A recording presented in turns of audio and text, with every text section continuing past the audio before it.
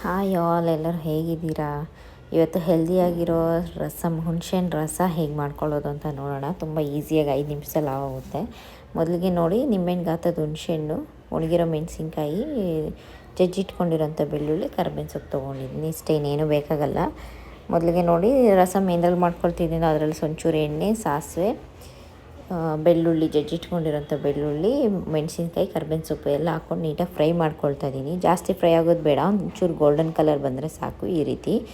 So ಇದಕ್ಕೆ ಇವಾಗ ಹುಣಸೆಹಣ್ಣು ಚೆನ್ನಾಗಿ ಕಿವುಚಿ ಅದನ್ನು ಹಾಕ್ಕೊಳ್ತಾ ಇದ್ದೀನಿ ನಾನು.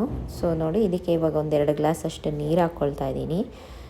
ನಿಮಗೆ ರಸಮ್ ಎಷ್ಟು ಬೇಕೋ ಡಿಪೆಂಡ್, ಅಷ್ಟು ನೀರು ಹಾಕ್ಕೋಬೋದು ನೀವು. ಇದಕ್ಕೇ ನಾನು ಆಲ್ರೆಡಿ ಪೌಡ್ರ್ ಮಾಡಿ ಇಟ್ಕೊಂಡಿರುವಂಥ ಜೀರಿಗೆ ಮೆಣಸು ಪೌಡ್ರು, ಕೊತ್ತಂಬರಿ, ಒಂಚೂರು ಅರಿಶಿನ, ಒಂಚೂರು ಸಾಂಬಾರು ಪುಡಿ ಹಾಕ್ಕೊಳ್ತಾ ಇದ್ದೀನಿ. ಟೇಸ್ಟ್ ಚೆನ್ನಾಗಿರುತ್ತೆ. ಉಪ್ಪು ಇವೆಲ್ಲ ಹಾಕ್ಕೊಂಡು ನೋಡಿ, ಚೆನ್ನಾಗಿ ಕುದಿ ಬರಬೇಕು ರಸಮ್ಮು, ಅವಾಗೇ ಅದು ಚೆನ್ನಾಗಿ ಆಗಿದೆ ಅಂತ ಅರ್ಥ.